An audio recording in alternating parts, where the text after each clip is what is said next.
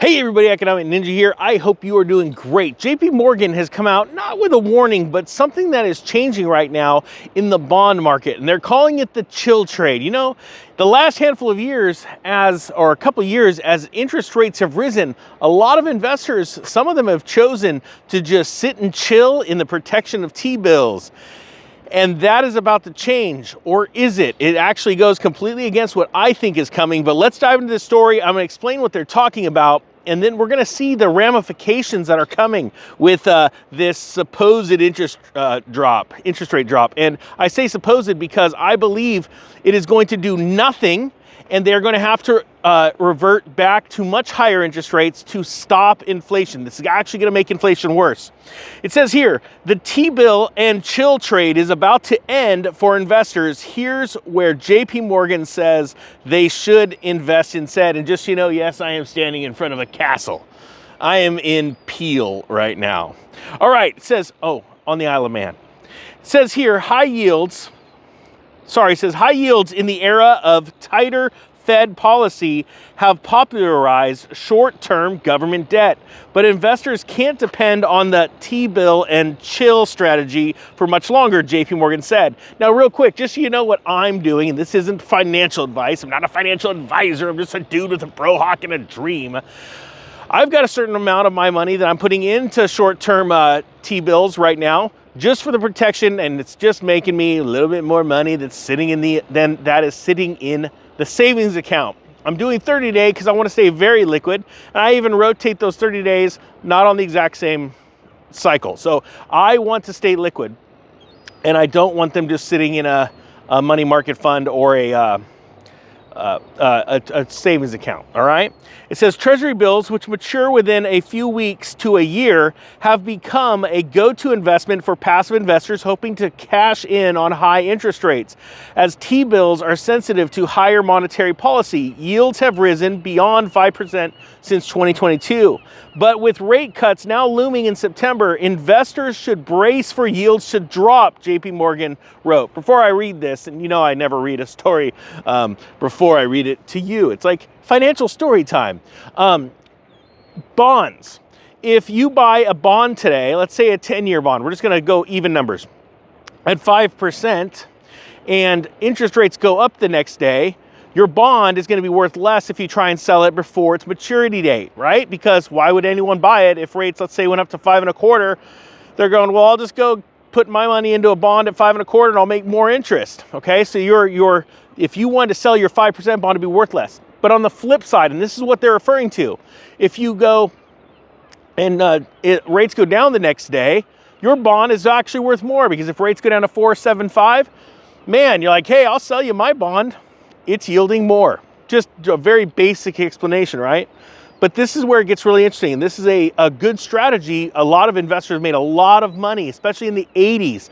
And I think that moment is about to happen in the future, not now, but this is what they're talking about right now.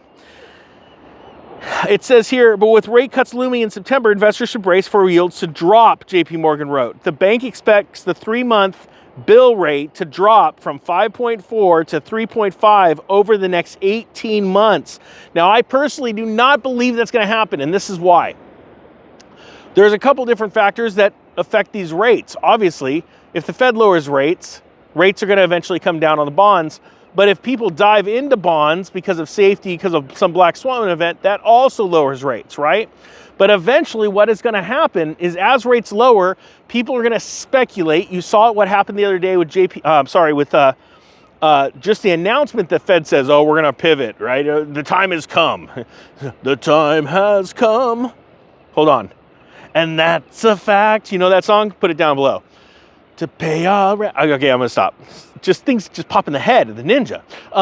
So what's going to happen is people are going to dive in when he said, hey, we're going to pivot, or I'm going to change up, or the time has come. You know, all of a sudden you saw all these markets go up, because that's what investors want to do. They want to speculate. They want to speculate with cheap money, okay? And that's going to be bad. It's going to cause inflation to get even worse.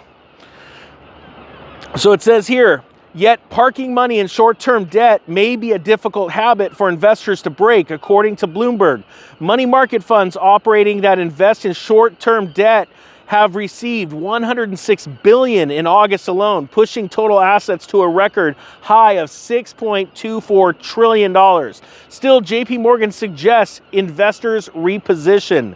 T-bills have a history of underperforming long-dated bonds when interest rates move lower, and traders may lose out on other opportunities by sticking around in cash equivalents like short-term treasuries.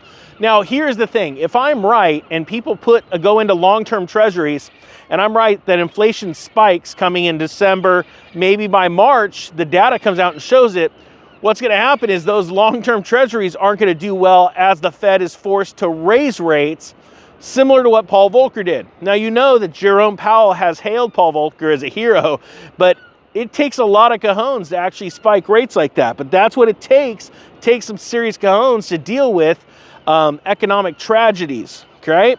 And this is the other problem. When I say economic tragedy, most people don't understand that it is, but they don't also understand that inflation is created by governments printing money and central bank manipulating interest rates.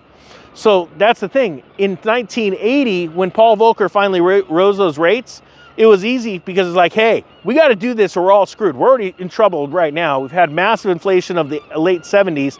We got to do something about it. And by then, the American public was so tired of having to deal with this stubborn inflation that was not transitory, and they said, do it, all right? It's not like he just went out and did something so crazy that other people didn't get what he was doing. Now, it says here, for fixed income investors have not missed their opportunity to capture attractive yields with core bond yields at 4.4%, but the window is rapidly closing because those longer dated maturities right now are at good rates, and they're saying that when Powell shifts and lowers the rates, those short-term rates are going to dive down, and right now you could lock in, a longer-term rate at a higher price. I personally will not be doing that. The last thing you want to do before a tragedy in the market happens, and it's already happening, but the public hasn't seen it yet, is to sit there and lock up your money for a long term, okay? But that's just me. Man, this water is clear. I just can't get over it. I want to go snorkeling. Stay on track, Ninja. Here we go. In closing, it says JP Morgan's advice. This isn't mine, this is JP Morgan's, but those guys are a lot smarter than me. They went to college. Their advice on rebalancing investment is based on where the economy is headed. Type 1 if you think the economy is going to be doing great. Type 2 if you think it just is not going to be looking good in the near term, meaning like the next year. Investors will need to determine why the Fed, Ninja lost his spot, is cutting rates before pursuing a new strategy. Look, I hope you got something out of this. It's absolutely beautiful morning. I'm going to go for a walk, but I'm going to turn around real quick. You're going to see the bag of peel. I'll give you this to look at for a second. The Economic Ninja is out.